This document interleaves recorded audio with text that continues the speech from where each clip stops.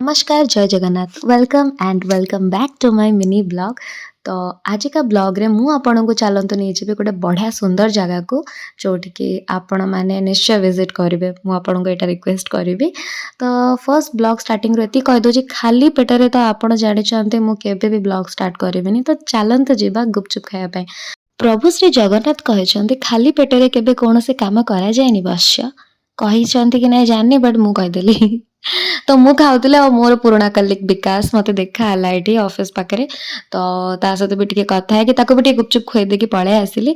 Then मुझे आसिक फसीगली traffic रे आ भुवनेश्वर रोच आ traffic रे फसबनी इम्पॉसिबल।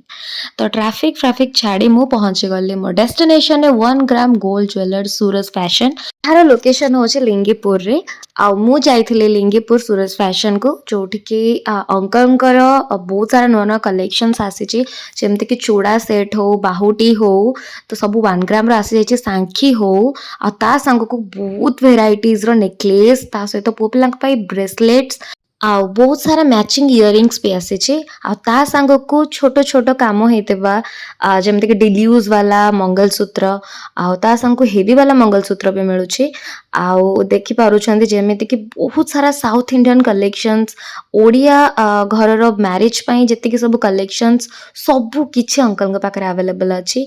गोटे छोटू सा ब्लॉग रे जेति कि मु कवर करि पारिली आपन को सेति कि मु देखैछि। बाकी आपन डायरेक्टली विजिट कला परे शॉप को बहुत सारा कलेक्शंस निजे देखि पारिबे।